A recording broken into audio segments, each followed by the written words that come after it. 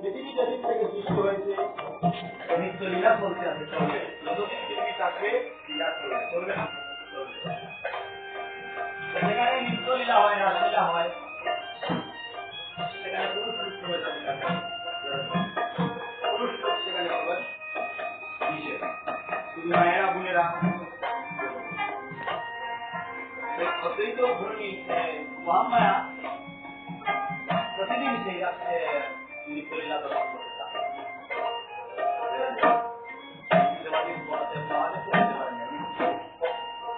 তিনি মহামায়াকে বললেন, তুমি নারী হয়ে জন্মগ্রহণ করেছে,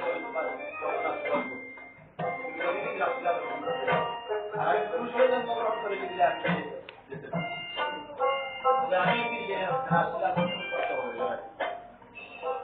মহামায়া বলে কিভাবে সেখানে যে পুরুষ চিন্তা করে বলে, আমার মাথা একটি বুদ্ধি এসেছে, শিবের মস্তকে জোটা আসা বলে, আমি জোটা দিয়ে ঘুমাবে নেবো, আর তোমার এখানে শাড়ি পরে আমি রমণী যেতে যাবো, তোমার এখানে শাড়ি পরে আমি রমণী যেতে যাবো, আর তোমার পেছনে পেছনে যখন মহামায়া রাস্তা দর্শন করতে যাবে, মহাদেব আমার জোটা দিয়ে ঘুমাবে নিয়ে, আর মহামায়া এখানে শাড়ি পরে তিনি রমণী যেতে গেলেন। কি হবে? রাস্তাঘাট তো সবাই দেখেছেন, যতই পুরুষ লোককে শাড়ি পরানো হোক,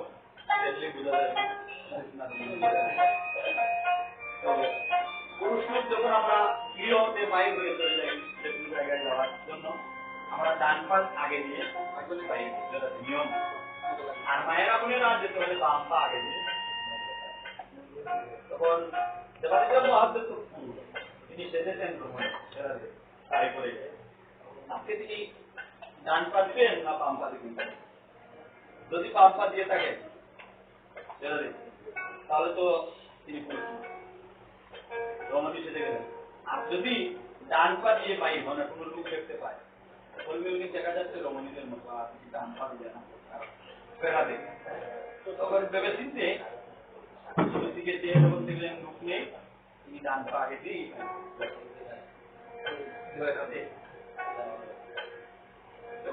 মহামায়া যাচ্ছেন আগে আগে, আর তিনি রমণীদের মতো চাচ্ছেন হেঁটে হেঁটে যাওয়ার জন্য, কিন্তু করছেন বৃন্দাবনের কারণ ছিলেন বৃন্দাবতী। তিনি বলেন, ওগো দিদি, মহামায়া বললেন, দিদি তুমি প্রতিদিন একা একা রাসলীলা দর্শন করতে চলে আসো, আর আজকে তো তোমার সঙ্গে একজন রমণী, তুমি কে দিদি? একটু চিন্তা করলেন, মহামায়া বললেন, ওগো তুমি আমার এক বান্ধবী। বান্ধবী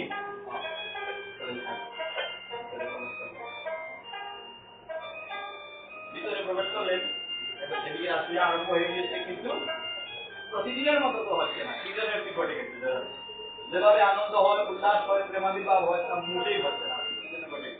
ভগবান শ্রীকৃষ্ণকে কেউ ফাঁকি দিতে পারবে? শ্রীকৃষ্ণ বুঝতে পেরেছেন কে যেন তিনি বৃন্দাবতীকে আদেশ দিলেন, তুমি এক কাজ করো, একজন একজন করে সবাইকে পরীক্ষা করো কে যেন এসেছে। তিনি পরীক্ষা করতে আরম্ভ করলেন। দেবাদিদেব মহাদেব আমার কি করলেন, রমণীদের মতো বেশি করে গুন্ড দিয়ে আর বাঁকা হয়ে দাঁড়িয়ে সবাইকে পরীক্ষা নিরীক্ষা করে অবশেষে বৃন্দাবতী এসে দেবাদিদেব মহাদেবের কাছে বললেন, দিদি আপনি এত বেশি করে গুন্ড দিয়ে দাঁড়িয়ে আছেন, তার কারণ কি?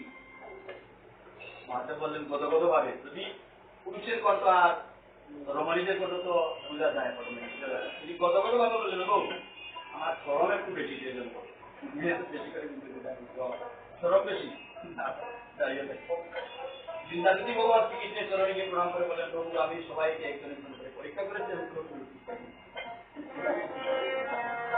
বলে তুমি না পেতে পারো, আমাকে যেতেই হবে। ভগবান শ্রীকৃষ্ণ বলেছিলেন, আমি অভিশাপ দেওয়ার আগে বাইরে হয়ে চলে আসবো না, তুমি এমন অভিশাপ দেবো সাথে সাথে পুরুষ গর্ভবতী হয়ে যাবে, এমন অভিশাপ দেব পুরুষ গর্ভবতী হয়ে যাবে। এই কথা শুনে মহাদেব থাকতে পারলেন, তিনি যে ভগবান শ্রীকৃষ্ণের প্রণাম করে বলেন, প্রভু আমার ভুল হয়েছে, প্রভু আপনি ভগবানের তো আমার উপর রাগ না, যদি থাকতো মহাদেব প্রভু হাসি মুখে বললেন, তুমি কি জানো না এখানে ব্লুটুথ করে দিয়েছে? আমি জানি প্রভু, আমার মনে খুব ইচ্ছে আমি একদিন সেই রাস্তা পারবো না। তখন বলেছিলেন, তোমার এই যুগে এই আশা পূর্ণ হবে না, এই যুগের পরে আসবে কলিযুগ।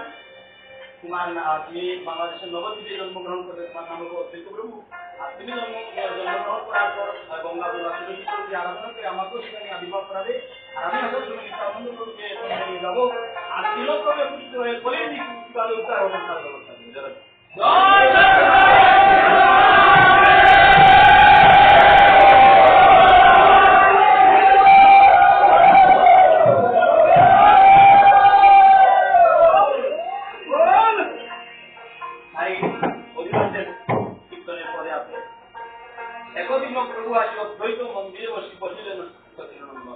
নিত্যানন্দ পরিসঙ্গ অদ্বৈত বসিল আনন্দ মহোৎসবের করিলাম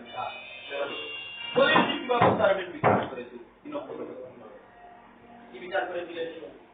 এই কলিযুগ উদ্ধার করতে হলে হরিনাম সংকীর্তনের প্রয়োজন। যে কীর্তনীরা শ্রীমদ মহাপ্রভু জন্মগ্রহণ করেছিলেন তিনটি বাচ্চা গ্রহণ করা, অদ্বৈত প্রভু দুটি, কলিযুগ উদ্ধার করবেন এই হচ্ছে একটি, আর তিনি হচ্ছে বৃন্দাবনের যুগল দর্শন করবেন একটি দুটি, আর শ্রীমদ মহাপ্রভু এসেছিলেন শ্রীমতী রাধারানী প্রেম তিনটি।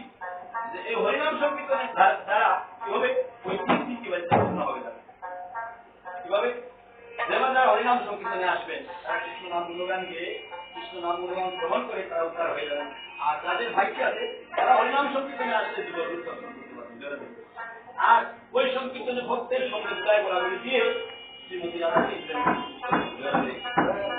কৃষ্ণ প্রেম হলেন গৌরা। এর বিষয়ে এবার ওই যে হরিনাম সংকীর্তন অন্য কোনো যুগে ছিল না,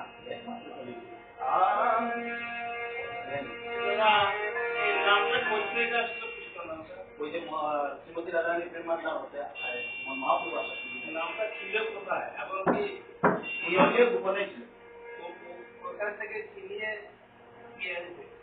ওই যে আসার সময় বললাম না শ্রীমন মহাপ্রভু আসার সঙ্গে নিয়ে আসলেন আর ওই নাম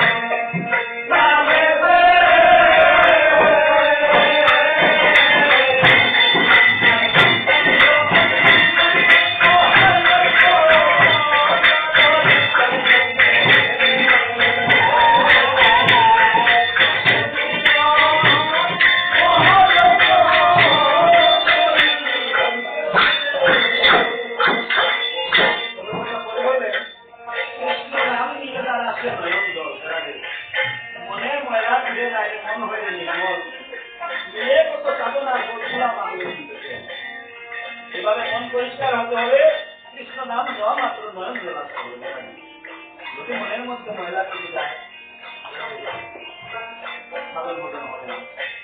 আমি তো ভাবেছি যে আমি ধনী, আমি মানি, আমি পুলি, আমি সুন্দর, আমি কীর্তনী, আমি গীতা পাঠক, এভাবে যদি মনের মধ্যে অহংকার এসে যায় কৃষ্ণ নাম নেওয়া মাত্র নয়ন চলে আসবে।